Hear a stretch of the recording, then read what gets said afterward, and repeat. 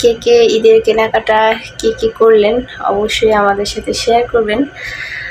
আর আসলে ঈদ বলতে অন্যরকম একটা আনন্দ ভালো লাগা কাজ করে, বিশেষ করে বাচ্চাদের মধ্যে এই ভালো লাগাটা বেশি দেখা যায়। তো আমরা তো এখন বড় হয়ে গেছি, আগের মতো দিনগুলা নাই।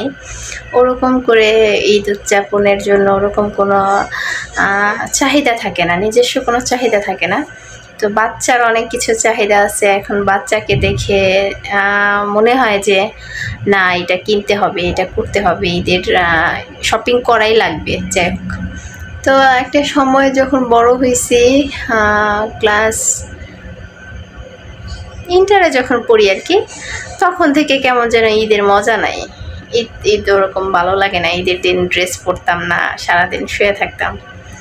তো যাই হোক, এরপর থেকে বিয়ের পরে ওরকম ঈদের প্রতি কোনো ইন্টারেস্ট নাই। ঈদ আসলে হ্যাঁ ড্রেস নিতাম, পরলে পরতাম, না পরলে না, ওরকম শপিং করার মতো ওরকম কোনো ছিল না, আগ্রহ। তো আলহামদুলিল্লাহ মেয়ে যখন হয়েছে, এরপর থেকে যেমন ঈদের কেনাকাটাটা আর কি আমার জন্য না হোক মেয়ের জন্য করার চিন্তা করি। আসসালামু আলাইকুম, আপনারা সবাই কেমন আছেন? আশা করি যে যেখানে আছেন সুস্থ আছেন, ভালো আছেন। জি আলহামদুলিল্লাহ, আল্লাহর অশেষ রহমতে আপনাদের দোয়া ভালোবাসায় আমরাও অনেক ভালো আছি। তো গাইস, চলে আসলাম প্রতিদিনের মতো নতুন আরেকটি ব্লগ নিয়ে আপনাদের মাঝে। তো আজকের এই ব্লগটি স্টার্ট করছি বিকেল থেকে। বিকেল বলতে এখন হচ্ছে বাজে 3টার মতো আর কি বাজে। তো যাই হোক, চলে আসলাম আপনাদের মাঝে নতুন আরেকটি ব্লগ শেয়ার করতে। তো আজকে হচ্ছে 11তম রোজা। তো যাই হোক, রমজান মাস রোজা রাখছি। আশা করি আমার মুসলমান ভাই ও বোনেরা আপনারা রোজা রাখছেন। ঈদের কেনাকাটার কথা বলতেছি, অবশ্য আমরা এখনো এই বছর ঈদের কেনাকাটা কিছু করি নাই, করব ইনশাল্লাহ সামনে। তো যাই হোক, আপনারা ঈদে দেখি মানে বাইরে অনেক লোকের আর কি মার্কেটে এখনও এরকম ভিড় পড়ে নাই, অবশ্য হালকা পাতলা মানুষ কিছু কেনাকাটা করতেছে। তো যাই হোক, আমরাও কয়েকদিনের মধ্যে কেনাকাটা করব, বাইরে যাব শপিংয়ে মেয়েকে নিয়ে। তো যাই হোক, সব কিছু মিলায়া আলহামদুলিল্লাহ। তো আজকে হচ্ছে বাসায় আমি ভাবতেছি যে ইফতারের কোনো আয়োজন করব না, আমার কাছে কেন যেন ভালো লাগতেছে না। তো এরপরে হচ্ছে ইফতারের আয়োজন করব না বলতেছি, তো কি করব কিছুই ভালো লাগতেছে না। আজকে আর বুট মুড়ি করব না, আজকে হচ্ছে সরাসরি ভাত রান্না করব। এরপরে হচ্ছে কি করব কিছুই বুঝতেছি না। মেয়ে আবার বলছে যে মাংস রান্না করে দিতে। তো মুরগির মাংস ফ্রিজ থেকে বের করছি অলরেডি, মুরগির মাংস রান্না করে দিব ভাবতেছি। এরপরে হচ্ছে আমি কি দিয়ে খাবার খাবো এই রমজানে, বিশ্বাস করবেন না আমার তরকারি খাইতে ইচ্ছা করে না, একদমই ইচ্ছা করে না, ভর্তা ভাজি খাইতে ইচ্ছা করে। তো যাই হোক, রান্না বান্নার জোগাড় করতে হবে, 3টা বেজে গেছে। এরপরে হচ্ছে আবার আমি কিন্তু বললামই তো একবার, ইফতারের আজকে ওরকম করে কোনো বুট মুড়ি এটি কিছু করা হবে না, হালকা পাতলা আর কি, মধ্যবিত্ত পরিবারের ইফতার আর কি, ওরকম রাজকীয়ভাবে তো ইফতারের আয়োজন করা হয় না, করিও না। তো যতটুকু সম্ভব সাধ্যের মধ্যে চেষ্টা করি। তো যাই হোক, আজকে হচ্ছে আমি একেবারেই সাধারণ বলতে গেলে যে ভাত রান্না করবো, ইফতারের টাইমে ভাত খাবো রোজা আর কি খুলে। এরপরে হচ্ছে হালকা পাতলা কিছু আর কি করব কোনো রকম। তো যাই হোক, আলহামদুলিল্লাহ, সব কিছুতেই আলহামদুলিল্লাহ, তাতেই যথেষ্ট। আর রোজা রাখছি বিধায় যে ইফতারে অনেক কিছুর আয়োজন করতে হবে এমন কিছু না, যখন যা হয় তাই শুকরিয়া আদায় করতে হবে। আপনাদের ভাইয়াকে আমি বলে দিছি যে কিছু নিয়ে আইসো না, ঘরে যা আছে তা দিয়ে আজকে আমরা ইফতার করব। তো যাই হোক, চলুন আজকের কাজকর্ম শুরু করে দেই।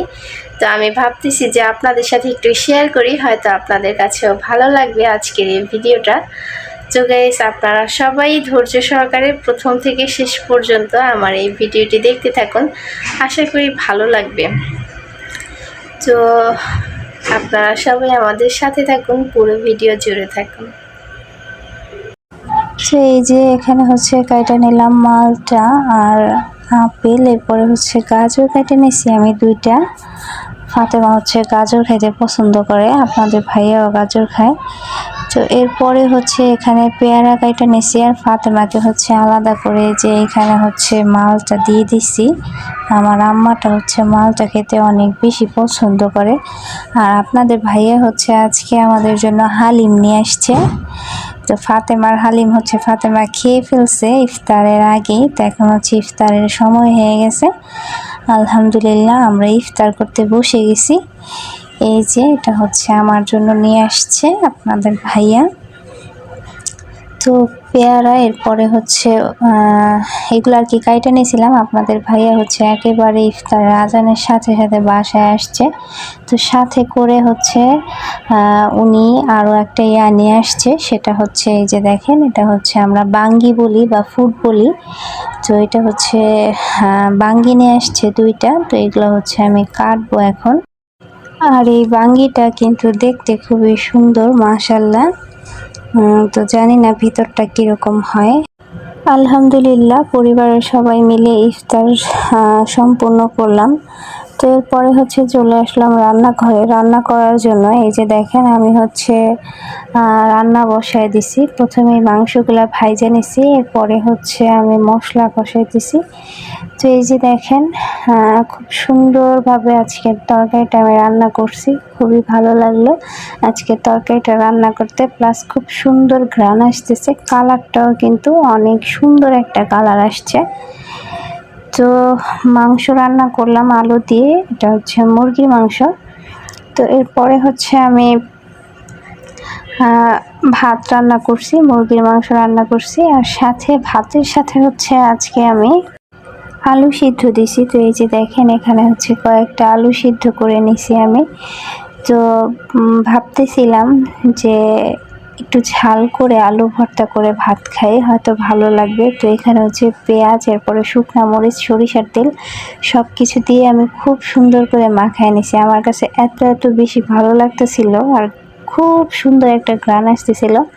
তো আপনাদের ভাইয়া হচ্ছে পাশে থেকে আমাকে বলতেছে যে আমিও কিন্তু আলু ভর্তা দিয়ে ভাত খাবো, বেশি করে আলু ভর্তা কইরো। তো আমি আবার হাসতেছি আর বলতেছি যে তোমাদের জন্য তো আজকে আমি মুরগির মাংস রান্না করছি, আলু ভর্তা তো আমার জন্য। এই যে দেখেন একটু পেঁয়াজ মরিচ মাখায় খায় নিলাম। আমার কাছে এত বেশি ভালো লাগতেছে, মানে খুবই ভালো লাগতেছে। আজকে পেট ভরে ভাত খাবো। এই পেঁয়াজ মাখানোটা কিন্তু খুবই ভালো হয়েছে। তো যাই আলহামদুলিল্লাহ সব কিছু ঠিকঠাক।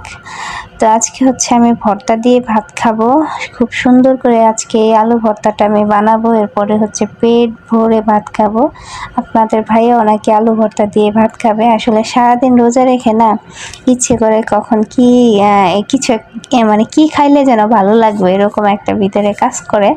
জানি না কার কার এরকম হয়, অবশ্য আমার হয়। তো এই যে আমি হচ্ছে আলু ভর্তাটা কমপ্লিট করে ফেলছি, এখন হচ্ছে আমি ভাত নিব, এরপরে হচ্ছে আমি ভাত খাবো। তো খুবই ভালো লাগতেছে। ফাতেমাও পাশ থেকে বলতেছে যে আমিও কিন্তু আলু ভর্তা দিয়ে ভাত খাবো। অবশ্য আলু ভর্তাটা একটু ঝালটা বেশি দিছি, আসলে ঝাল না হলে না আলু ভর্তার মধ্যে কেমন যেন লাগে আর কি। তো সাথে হচ্ছে আমি নিয়ে নিছি টমেটো মাখায় নিছি, এটা হচ্ছে টমেটো ভর্তা করছি। পেঁয়াজ দিয়ে শুকনা মরিচ হালকা একটু দিছি, তেল দিছি সরিষার তেল। তো এটা দিয়েও মাখায় নিছি আর কি, এটা দিয়েও ভাত খাবো। এই সালাদটা দিয়ে ভাত খাইতে আমার অনেক ভালো লাগে। তো দেখেন কালারটা কিন্তু অনেক সুন্দর একটা কালার আসছে। তো আজকে আমি মুরগির মাংস রান্না করছি ঠিক আছে, বাট মুরগির মাংস দিয়ে ভাত খাবো না। আজকে হচ্ছে আলু ভর্তা আর টমেটো ভর্তা দিয়ে ভাত খাবো। তো এখানে হচ্ছে ভাত নিয়ে নিছি, এখন হচ্ছে আমি ভাত খাবো।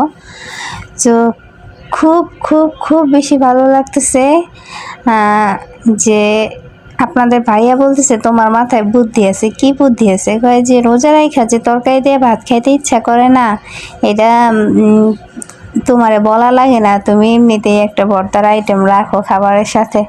তা আমি হচ্ছে হাসতেছি তো যাই হোক, বিসমিল্লাহ বলে খাবার খাওয়া শুরু করে দিলাম অবশেষে। তো গাইস, আপনাদের সাথে আজকের এই ভিডিওটি আমি শেয়ার করলাম। জানি না আপনাদের কার কাছে কীরকম লাগলো আমার এই ভিডিওটা। যদি এই ভিডিওটি আপনাদের কাছে ভালো লেগে থাকে অবশ্যই আমাদের এই চ্যানেলটিকে সাবস্ক্রাইব করবেন। আর যারা অলরেডি আমার এই চ্যানেলটিকে সাবস্ক্রাইব করেছেন তাদেরকে অসংখ্য ধন্যবাদ। যারা করেননি অবশ্যই আমার এই চ্যানেলটিকে সাবস্ক্রাইব করে নেবেন। আর আমার এই ভিডিওতে যদি কোনো ভুল ত্রুটি হয়ে থাকে অবশ্যই ক্ষমা দৃষ্টিতে দেখবেন। আপনারা সবাই যে যেখানে আছেন কাছে কিংবা দূরে সবাই সুস্থ থাকবেন, ভালো থাকবেন। আল্লাহ হাফেজ।